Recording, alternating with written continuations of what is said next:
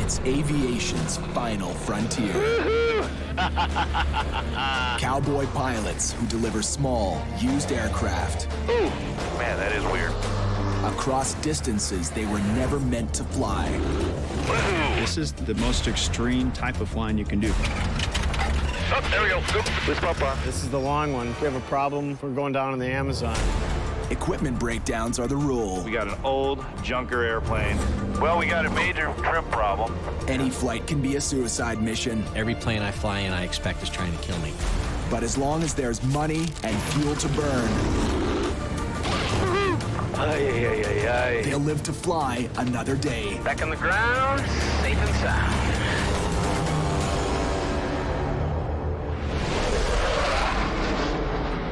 At a remote airport in Utah, two pilots are grounded and going nowhere for the third time this week.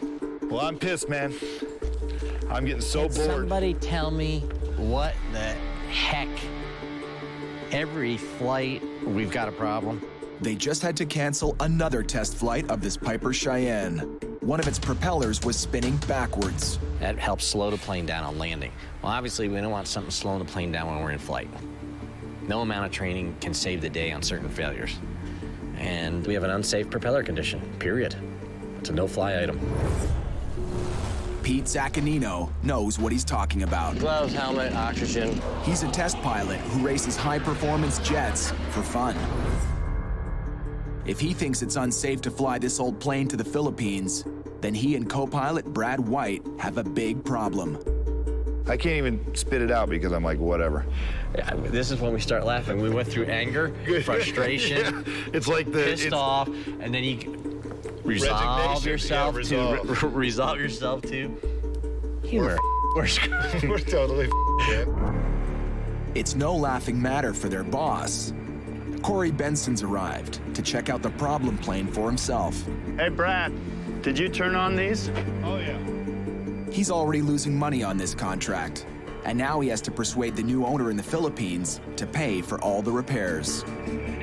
This flight is probably the most dangerous and challenging flight out of all the ones that we've done.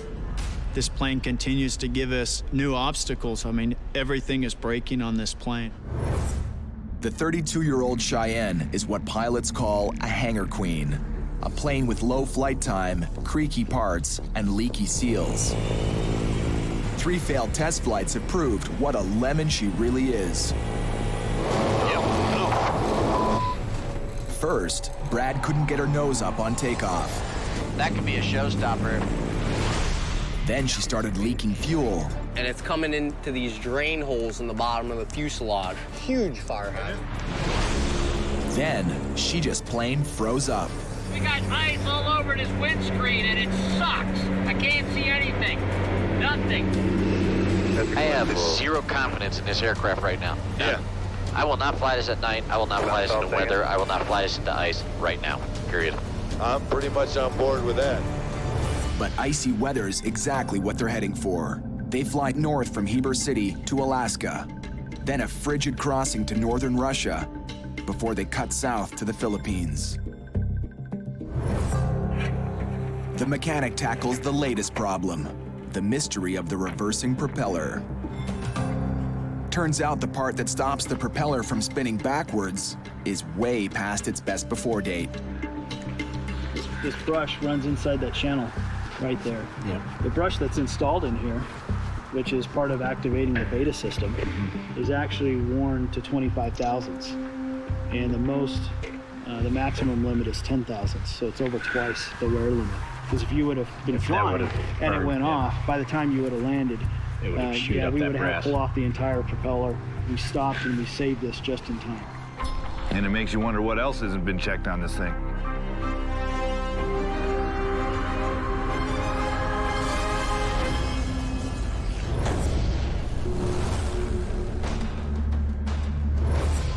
Across the Pacific, in Singapore, Corey has another plane to be delivered. Yeah, this place. A high-tech, high-performance Cirrus SR-22. There it is. The first plane in the world to wear its own life-saving device as standard equipment. If the engine fails, the pilot can fire off a rocket-propelled parachute. It'll save the pilot, but the rocket usually totals the plane. So on this model, where does the parachute come out of? Physically fires out of the side of the aircraft. Pilot Stu Sprung knows this plane well. All the engine gauges are on the computer screen, so if you're unfamiliar with the avionics of the system, you couldn't effectively fly this plane. You wouldn't even be able to look at the engine gauges because there aren't any. But his partner, Kerry McCauley, has much more flying experience. On their earlier flights, Kerry was always captain, and Stu was his green co-pilot. 70. Whoa! I got it. A little heavy. Your nose down. Gear coming up.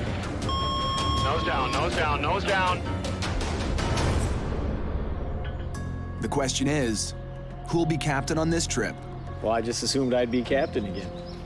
I think that was the general assumption. You have more experience than I do, and that counts for something. But this is a technologically advanced aircraft. There's all kinds of weird little nuances with it, including the emergency procedures and the use of the parachute. So what you're telling me is you'd like to be captain on this trip? Well, you're the guy with all the serious time. We'll give you the reins on this one. See how you do. It's like, all right, you're the captain on this one. I'll be your second in command. You tell me what to do. Let's see how you do as captain. But I'll be able to handle it. I can take orders, sorta. Time to test fly the Cirrus and the new pecking order. Hold here. Hopper, hold here. You are clear for takeoff. Thank you. Well, so far so good. Nothing's falling off the airplane that I can see. Well, everything seems to be working good on this thing.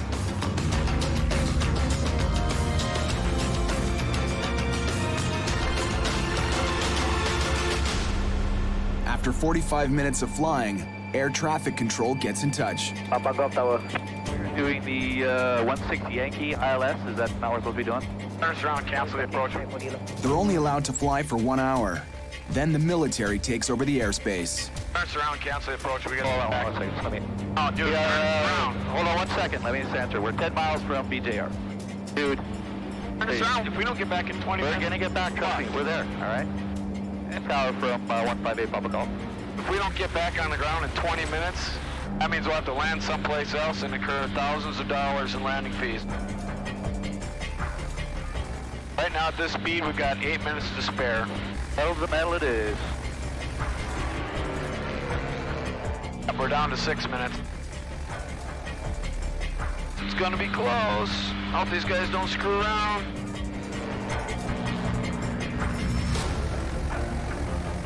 In sight. Approach 158 Papa Golf. We have the airport in sight.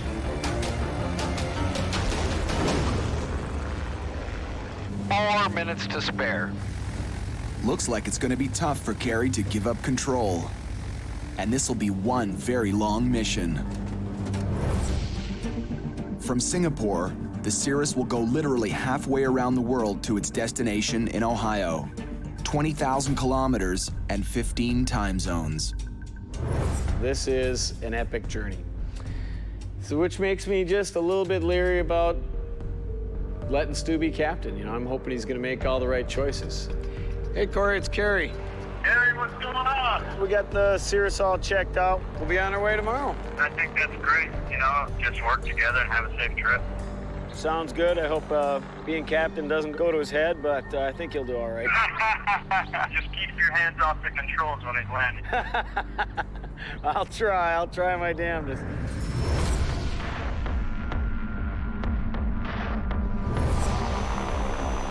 Back in Utah, Brad and Pete are finally taking off on their flight to the Philippines, giving the old Cheyenne one more chance to fly right.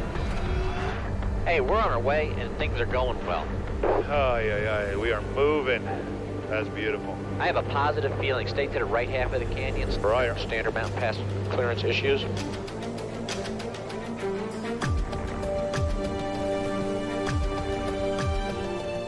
She seems to be running okay now. Little pat on the back, knuckle bump. Let's see if we can burn some miles here today. they'd better burn a whole lot of miles. Brad has another job as a contract pilot in Afghanistan, and he's due back there just 10 days from now. From Utah, they have to fly 2,200 kilometers today to get them up to Ketchikan, Alaska. Showing you 110. Okay, slowing. But on a pit stop for fuel in Washington State, bad news finds Pete. Yeah, Pete. Hey, John, what'd you find when you got there? His brother tells him a blizzard just hit his home in New Jersey. One of your telephone poles was like just smashed everywhere. The power, the wires are strung between tree to tree to tree to tree. There's live wires on the ground? Yeah, it was truly spectacular. Oh, that's great. I mean, worse than the hurricane that came up, way worse. Do you think I need to be there? I think it'd be a lot better if you were here than, out running around. And I know it's your job and all, but man, it's one of those situations where if you were home, it'd be a lot easier to deal with. It's a tough choice for Pete. If he deserts the mission, he'll leave both his boss and his co-pilot in the lurch. All right, I'll call you in a little bit. All right, man. All right, John. Thanks, man. Bye-bye.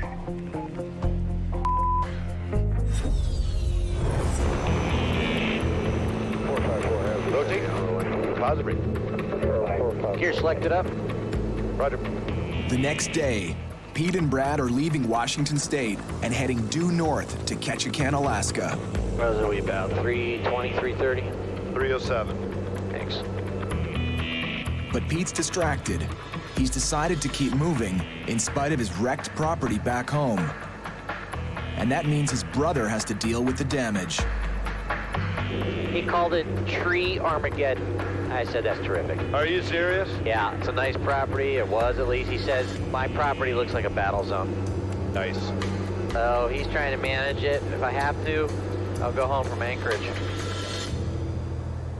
So you might actually pop smoke out of Anchorage and strand me with this thing. Chance of direct Alpha November. Damn it. Tell him we gotta go back to Bellingham. Why? We did not do EAPIS. I'm gonna have you over to the center in APIS is a flight document that's essential for pilots who leave the U.S. for a foreign country. We gotta go back to Bellingham. This could mean a $5,000 fine. 800 Echo Bravo, we'd like to return Bellingham. Are you declaring an emergency? That's a negative. No problems on board. 800 Echo Bravo, thank you. Pete turns back, but he's forgotten. They don't need the APIS because they're flying over Canada and landing in Alaska, a U.S. state. Damn it. Pete turns the plane around yet again. You all right, big dog? Nah, I'm not. I'm, pretty pissed off right now. By now, Brad's cluing in. Pete's off his game.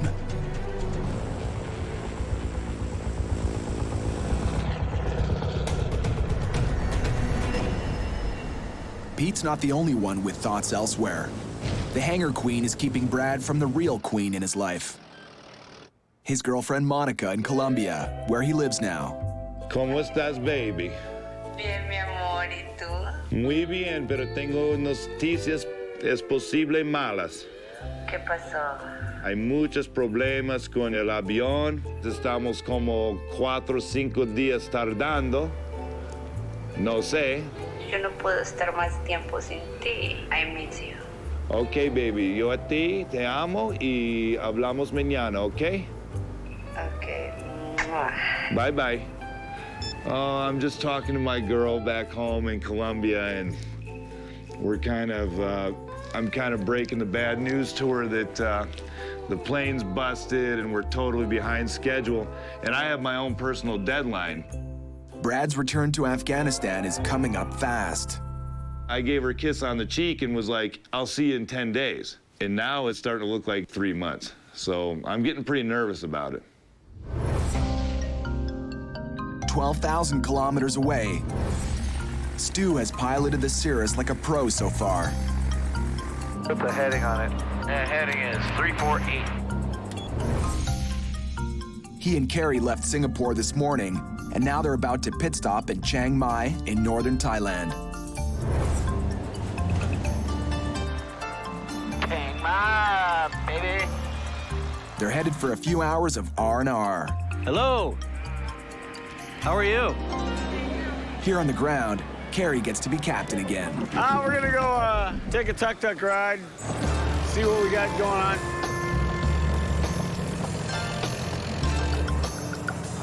This is why I became a pilot. To go flying to places like this. This is so cool. This is awesome. Oh, that's cool.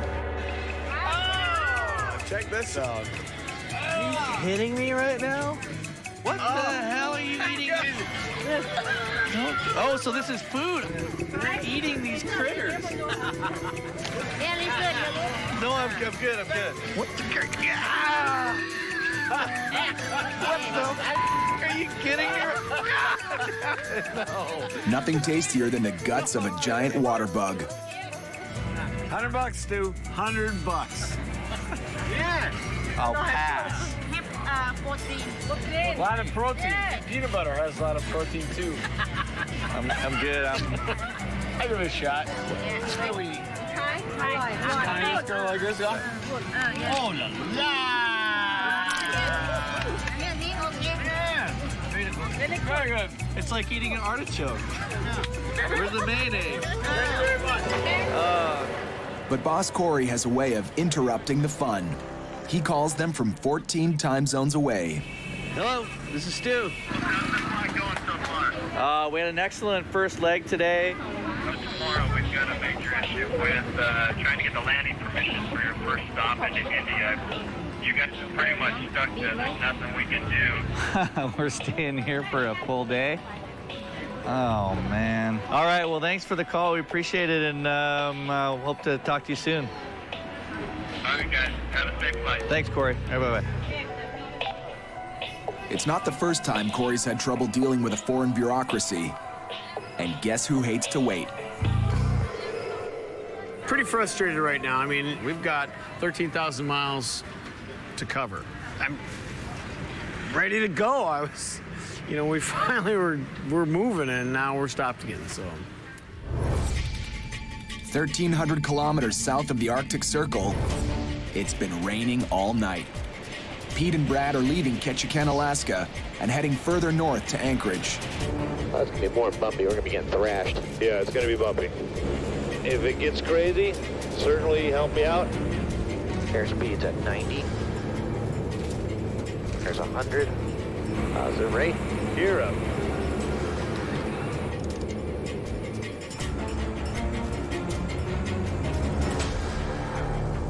The Hangar Queen is behaving.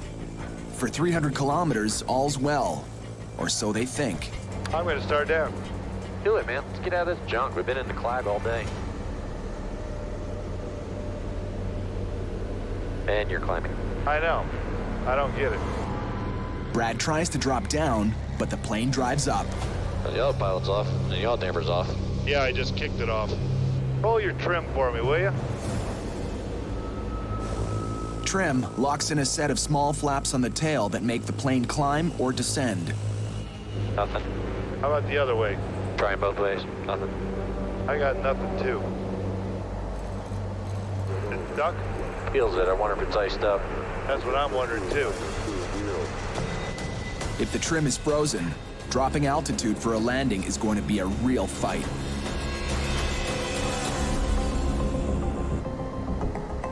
I'm trying to think if there's anything on there, if I'm doing something goofy that's blocking that trim. They find the trim breaker, too. Alrighty. There it is, and it's in. Is it in? Yeah. It's just stuck. They're only 20 minutes from Anchorage, and they have to land soon. That's fucked up, dude. So we potentially have our trim in op. Just like we did before. Even on their first test flight in Florida, the trim was iffy. Yeah, that trim is a little funky. Yes, it is. But the mechanic disagreed. I think that's normal. Yeah, I've never seen that before. Have you? The maintenance manual says it's good. You're airworthy. Now, Brad has to keep fighting the climbing Cheyenne. Yeah, what I need to do is sit and push on the stick. If I let go, it's gonna pop up on it. Approach. You know what? It might be a smart move to pull this thing into a hangar and let it dry out overnight, too, because I'll tell you what, I don't want to be flying this thing and having frozen windows and frozen trim, and we're just counting on it thawing out when we come down. No. That's dumb. Finally, Brad makes the plane descend enough to start their landing. Okay, I got the airport in sight. Roger. Cheyenne 0, Echo Bravo, clear visual approach, runway 32. And we got a crosswind of 70 degrees at 15, gusts at 22, and the runway is icy. Bravo, when able, reduce speed to 170. Okay, runway's in sight, lined up. You can call my speeds for me? Yep, 120. I can see the trees whipping, so just hang on there. Yep, 130. Okay, final flaps. Selected, 120. 100. 95, 90. Boy, I can land a 747. You can. Nice job. The Cheyenne limps into the hangar yet again. That's a big puddle. Yeah, there's a lot of water, dude. They think the heavy rain from the storm in Ketchikan leaked into the plane and froze during the flight. I'm smiling about it, but I just can't believe there's another problem on this thing. Piece of We should probably leave that door open. It's late, let's get something to eat and make a plan and... all over it. Sound good? Yep. Cool. Later, at the local bush pilot bar. Hey guys, this is Pete. This is my old next door neighbor. How you doing? Ken. Nice to meet you guys. And this is Luke Hickerson. Brad grew up here in Anchorage. All right. To old friends and a few new friends. Yay! Away from family and friends, ferry pilots depend on each other. And breaks like this. Damn it. But then Pete gets bad news from boss Corey. Hey, you ready for this? They're saying they don't have the right paperwork for filing our flight plan into Russia. Who's in charge of that, Corey? Bureaucratic red tape is a constant hazard in the ferry flying biz. I don't need any more stress right now. I really don't. We've got the deadline of the plane. I've got my personal deadline. Pete's got his house destroyed. Our airplane is in horrible shape. It's just taking forever. Life on the road, not easy. 10,000 kilometers away, Stu and Kerry head to the airport. After a one-day delay in Thailand getting their paperwork sorted out, they made it all the way across India to Pakistan. It's kind of sometimes our only chance to get to see the whole country in the daylight, so we really soak it in. Yay!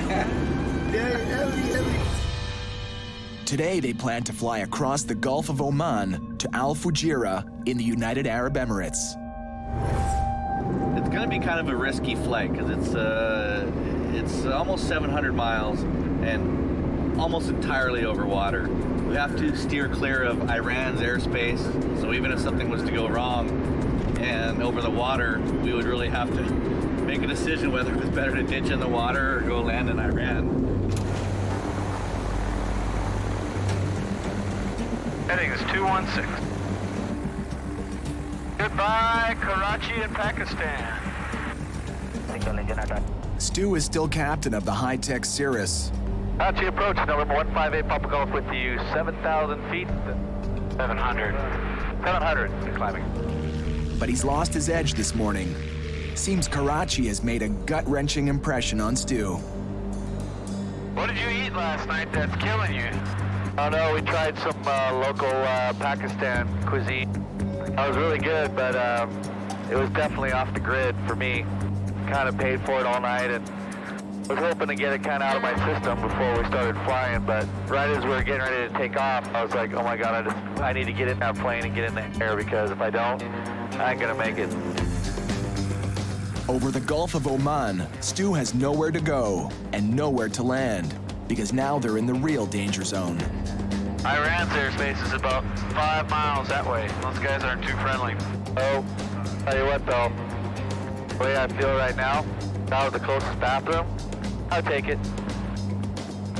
I don't know a worse situation than being in a small aircraft for 5 hours with Iran Next to you is the closest land without any bathroom, with a severe stomach problem. It's the worst torture I can imagine. How you holding up there, boss? 4.5 hours of the most torturous flying I've ever had to do. Yeah, I suppose if it was a real rocket day, it could be a little more uncomfortable.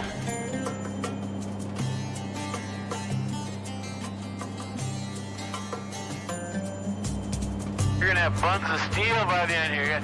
You got the clench going. Hang in there, my brother. Hang in there. If Stu could fire off the Cirrus parachute without wrecking the plane, he'd be bailing out right now. I needed to be in a hospital.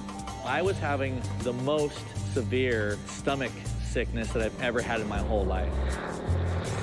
The new captain's in no condition to land the plane. So Kerry gets what he's been waiting for: control. Why don't you just sit back and enjoy the ride, Captain Stu? I'm watching you. Hold your together.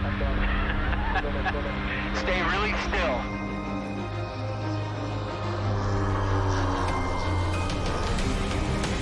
This will be Kerry's first shot at landing the Cirrus. Well, flaps. Takes a long time to slow down because the wings are so small. So you really got to start scrubbing speed early.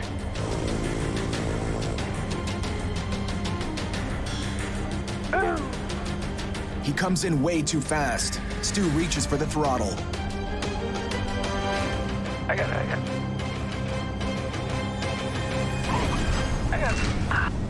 Got it. They're down, but Stu's agony isn't over. Easy. Don't say easy to me. You're the one with the hand on the throttle. All right, and ladies and gentlemen, welcome to Alfred. Guess where Stu will be heading right now. And his troubles don't end at the airport. I hope the toilet is close to the bed. They're both 50. Oh, thank you so much.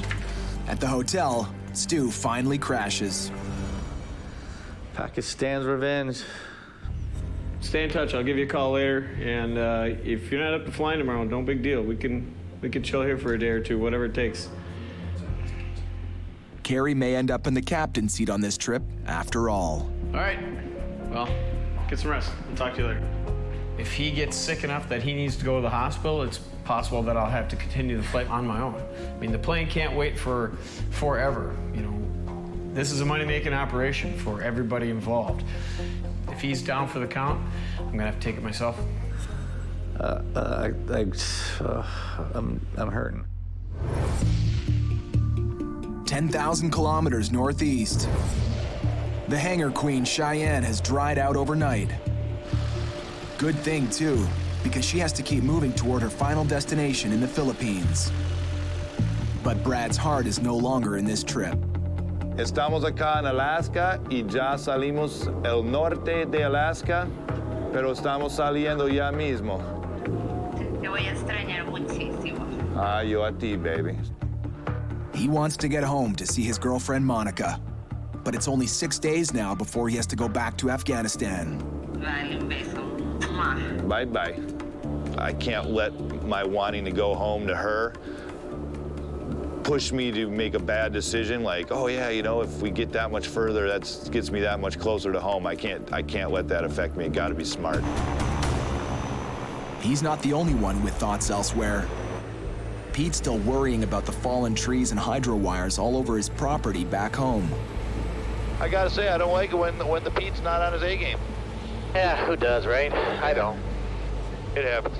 Too many negative things going on. They both have to stay sharp on this leg.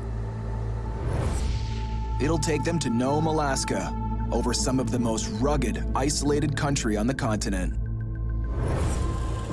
That terrain there in a single-engine airplane, if you have an engine failure, the best thing to do is just pitch over and get it over with. Not me. I fight for everything. Do ya? Yep. There's always a chance. Never know. Fight for your marriage? Whoa! You didn't go there. I'm sorry, Pete. I'm sorry for slapping you down terribly. It's all right. I can manage it. Let's just add more stress to my life. The Cheyenne flies trouble-free for the first hour and a half. But that doesn't last. Okay, so look at Look at what's happening. I'm watching it. You know what's happening? Yeah. You make that turn and yours takes off like a shot. And look, mine's barely moving. The plane's navigation systems have suddenly gone haywire. Right now, we're having massive problems with our gyros whenever we turn the airplane. I'm not sure how much we're turning. The bank has given us erroneous information, and I think we have a faulty computer. The instruments are doing goofy stuff, so we have to really be on our game. I'm hand flying right now, and we're gonna hand fly it all the way through these clouds. Flying visually could work, except they've just lost their windshield heater again. How come my side's fogging up? Because this plane is ghetto. This is exactly what happened to them on the first day of their trip. We got things freezing up. We got nuts and bolts freezing up. We got a windshield that won't defrost. I can't see anything. Nothing.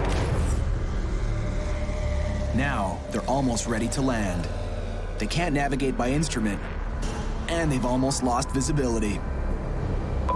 I'm totally blind right now. That's terrific. I wonder if this is a dumb move to flip those wipers on.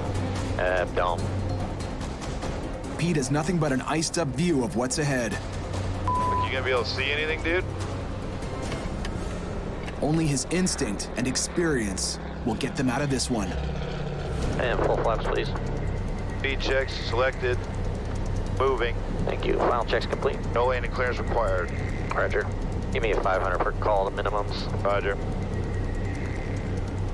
800 Echo Bravo, we'll take in, sir. Short final.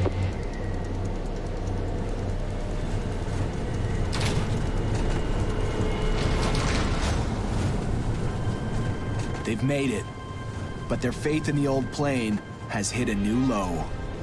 What a crock of Unbelievable. What a heap of garbage.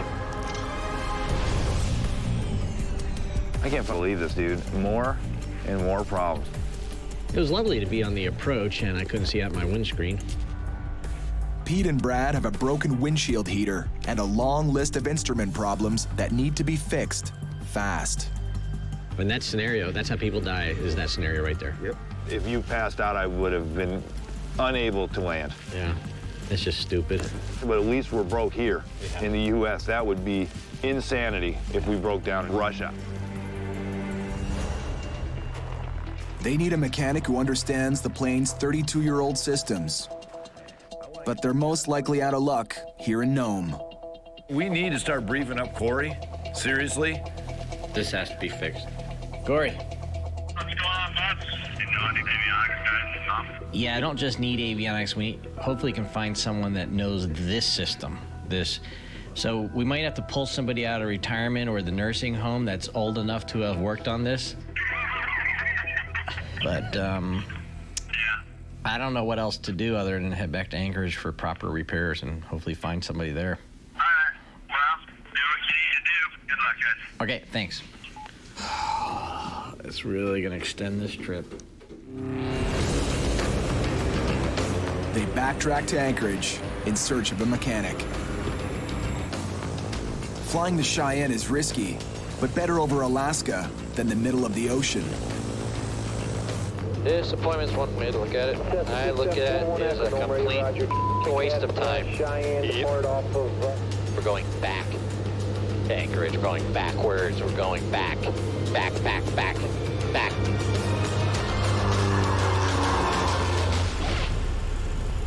On the ground in Anchorage, the clock's running out, especially for Brad. I just got an email from my boss in Afghanistan, and I had begged and pleaded for some extra time, and they just said no, that I absolutely have to be back on the day as originally planned. So in a nutshell, my trip is over. So that's the end of the game. What's up, dude? Hey, did you get the weather printed out and all that? Yeah, I got everything. Cool. But I also got to talk to you about something. And I got an email from my boss. I asked for some more time because I knew this trip was jamming us up. I was told no way, and I got to pop smoke. That's really bad news. I know, I hate to do it to you, but there's really nothing I can do. Tell me it's after Russia. It's not after Russia. It's like I'm leaving tomorrow. This is gonna really, really, really suck.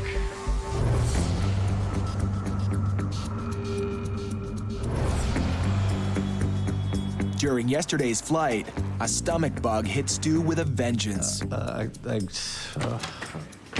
Hope we're making the right decision here. He's decided to push on with the trip today. So what's the longest you've gone? Or I should say, what's the longest you haven't gone so far? Maybe 15 minutes. So can you quintuple that? But he's having a tough time holding it together. I'm not sure that's such a good idea. Dude, you're killing me. Here goes nothing. I hope.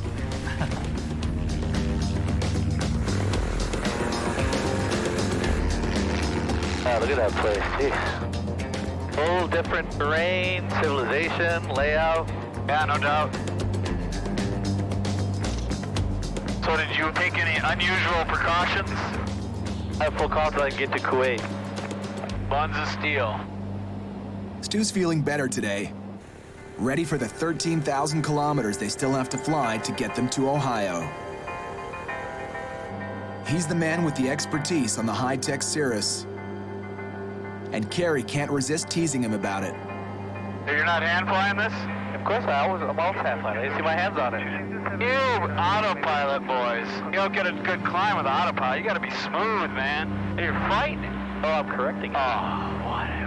Just like I had to correct your landing yesterday. Oh my God. Oh my God.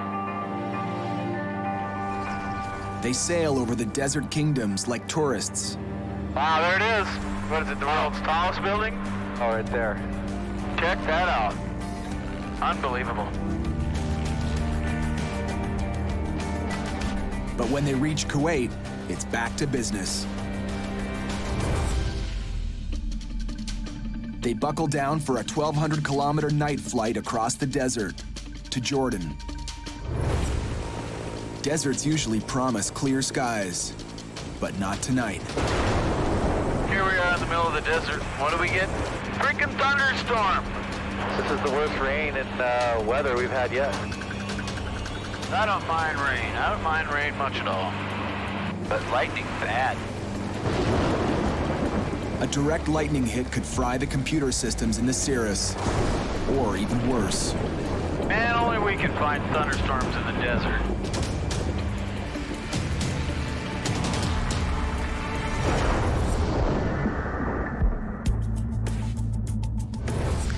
Feliz para verte, mi amor. Muy contenta. Ah, y ¿sabes qué? Tengo buenas noticias para ti.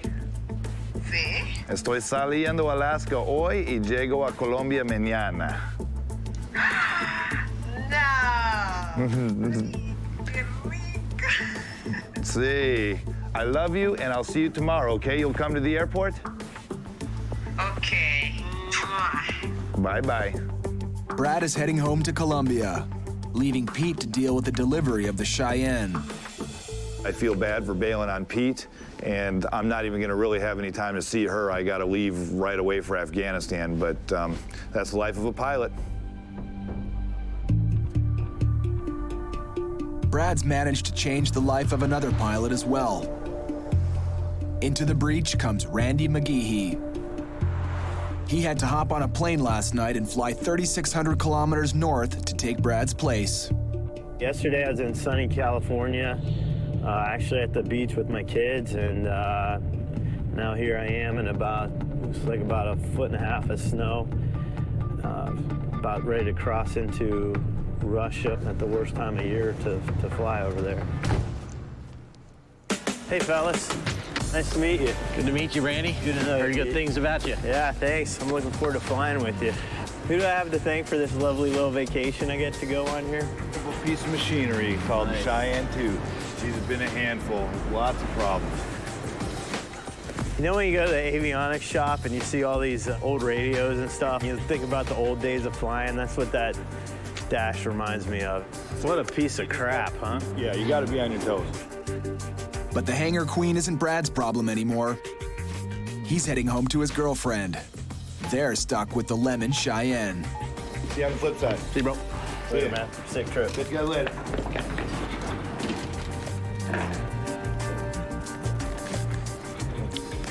Glad that asshole's gone. Yeah, jeez, what a Thank God. 2 days later, after all the repairs, the Cheyenne is still acting up. This thing sucks. Yep, put it back into the barn. What is wrong with you, airplane? Pete and Randy have just come back from a failed test flight. The plane's still not ready for the next leg into Russia. If this airplane were really in service, it should not have this many issues. I know. And on top of all of that, there's still a tree in the roof of my house. It's just great. While mechanics look under the hood, they plot the rest of their trip, but they get a nasty surprise. Listen to this. No one's being evacuated for the storm. You're shitting me, man. I'm not kidding you. A massive storm has stopped everything cold. These things get named hurricanes down south and get a category. It's that magnitude. We have to have good weather for this plane, and we've got the storm of the century that we're dealing with instead. It looks like the storm will ground them for at least 2 days. And when it's over, their first airport in Russia will be closed. Military airport, it's not open on Saturdays or Sundays. Yep. You gotta be kidding me, man. Nope, I'm not. And so what we're looking at right now is we are dead in the water Thursday, Friday, Saturday, Sunday. Why am I here? Pete needs to go home to take care of his wrecked property.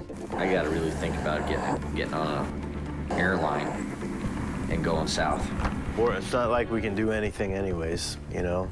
Nope. Airplane's broke, weather's horrible. Weather's bad. Airport's closed. What are we gonna do? The Cheyenne is already 6 days late for delivery. Now Pete and Randy have to leave it behind while the storm of the century bears down on Alaska. This is the ferry flight from hell.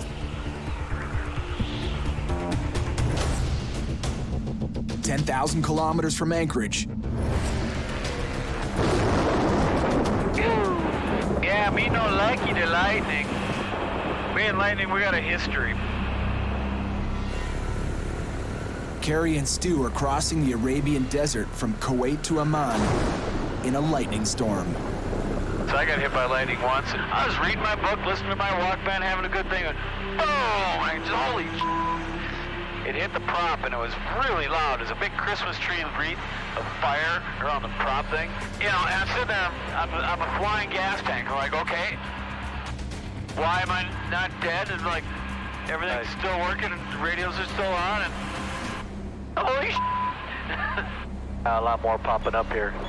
It's kind of an even line, just a line of thunderstorms out in front of us.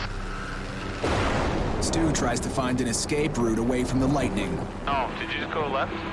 Just a little bit. Because I just saw one on the other side of it. I would go just to the right of it. No sense chasing him around. Let's wait till we get a little closer and see what we get. You couldn't be more vulnerable than to be flying at 8,000 feet, because one of those bolts of lightning can come through the aircraft and fry the avionics. Both pilots are really starting to regret their decision to make this desert leg tonight. It's almost like someone's trying to tell us something. Hey, dummies.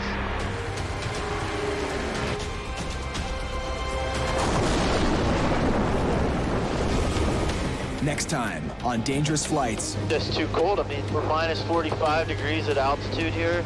Randy and Corey go into a Russian deep freeze. So hard to move right now. I'm a little worried. And risk hypothermia. Holy my feet are numb and hurt. Easy. You're going down 1,000 feet a minute. And Kerry totally loses it with Stu. Level wings. Level off. Hey. Yes,